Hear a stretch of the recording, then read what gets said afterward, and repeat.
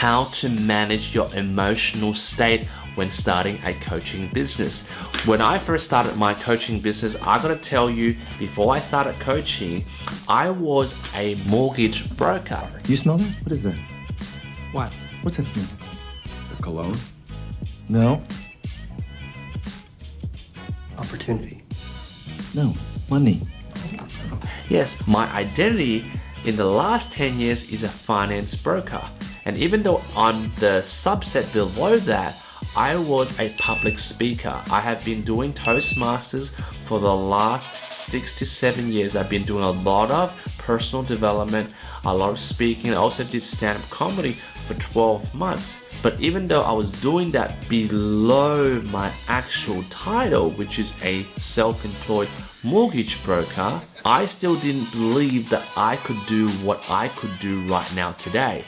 So you see, how I started was I used social media to blow up my mortgage business. I used to be someone that was unknown. I used Facebook marketing and I started getting more and more leads. And you can check out in the link below where I have made in 2017 $40 million of sales. And I became the young gun broker in Australia in 2017. Check on the link below. I am not BSing you. I have used a strategy that I'm going to teach you in this series of videos to help you make $100,000 in 12 months. Obviously, I have transitioned away from being a mortgage broker because I didn't really find value in what I was doing. It's not about money, it's about sending a message. But I slowly moved into this identity that I could be a coach. But I want to address here 3 things you need to know about emotional management when you're a coach, especially when you come from some sort of pay-as-you-go job or salary job, and then you have probably done personal development like myself, and then you're jumping into the coaching space and also using social media to leverage your services. So what I mean by that is, before that, we were used to just doing our thing, but then we weren't talking on video, or we weren't just expressing ourselves on this platform we now call social media. So what happens is you'll reach a stage where you have to transition the identity and start becoming a lion, which I talked about in my prior video, and check out here. So it's important to shift that identity as a coach, but it's easily said than done. So what I mean by emotional management. So number 1, it's self-belief as a coach. If you do not see yourself as a coach, someone that can be a coach, that has people around you one day asking you that they need your help. If I'm looking at you and I'm not blinking, if I'm like this, that's a goddamn sign. That means the got to drop on us. My back's against the wall. This is not a test. It's the real deal. Help me. Help me. That they need your guidance and that you will get paid in exchange for your expertise. You will not make it as long as you do not believe that will happen. You will have a very hard transition to make it as a full-time coach. Because a lot of people who do these days is they keep their full-time job and do coaching on the side. They kind of test it out. So they kind of go, I don't really know whether I could do it.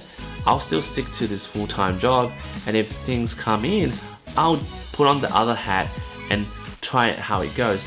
That is a wrong no-no, because what happens is you don't believe that you could do it. So every time opportunities come, or every time obstacles come, you will go back, that's all right. I was an accountant, so I'll stick to being an accountant. And what happens is I'll see a lot of coaches get stuck in this transition for at least 12, even for at least 2 years to even 4 years. And they look at me and go, well, how did you do it? Well, it's not because I'm smarter than you. It's because I made that transition really quick. And that's by emotional management.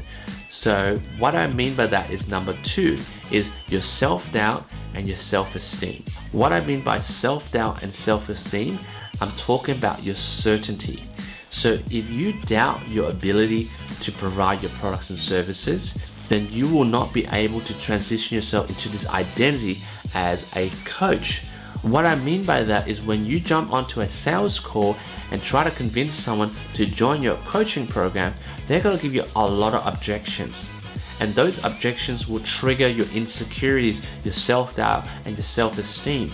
They'll ask you, well, what gives you the right to teach me?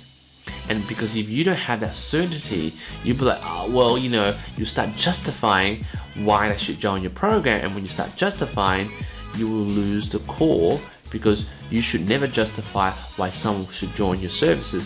Your client should justify why they should join you and work with you. All in all, if your self-doubt and self-esteem is not there, then you will not be able to close them on your program, which would possibly tell you again and confirm with you again that you are not right as a coach. And therefore, you'll be stuck in your full-time job doing sort of kind-of-ish coaching just for the sake of knowing that you can do it, but you will not make any progress in terms of monetary gain. Number 3, for emotional management is what do my friends and family will think about me? Is what will my friends, family, and my colleagues think about me when I'm jumping on social media and telling everybody I'm a coach? So for example, if you are a life coach, but your friends and family and colleagues do not know that, and they start giving you comments like, oh, I didn't know you were a coach, I didn't know that you did that on your spare time, and suddenly you become so self-aware, you start believing, hey, maybe I should dial down my message, maybe I should sort of hint it that I'm kind of doing coaching, but I'm also an accountant or whatever job you're doing as a full-time job, and you're sort of keeping that message very mixed. You gotta understand, on this Facebook digital platform, it is a digital jungle. If your message is mixed, then your roaring message is not effective enough. Then you're playing as a pussycat coach. You're just meowing and purring. Nobody kind of hears you. They kind of know what you do to a certain degree, but then they scroll past. If you want to be a roaring coach, if you want to be a roaring lion coach, then you need to establish this belief that you are the king and queen of your jungle. So all in all, if you have these 3 things, number 1, shifting your identity.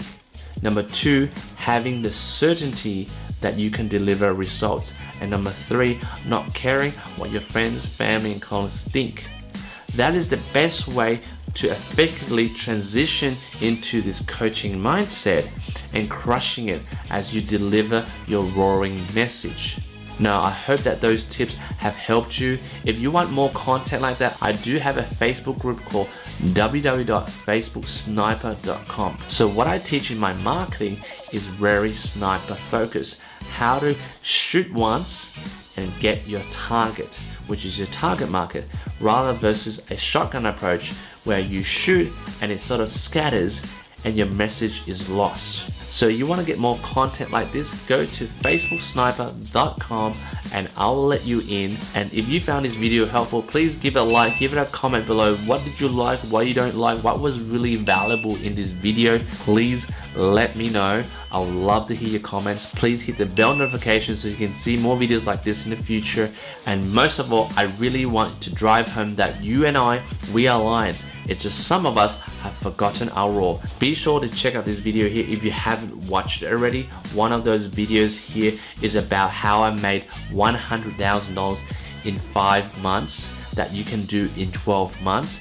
And some videos here is rare inspirational videos on things that could control your emotional management so that you can be a lion coach rather than being a pussy coach. Catch you later.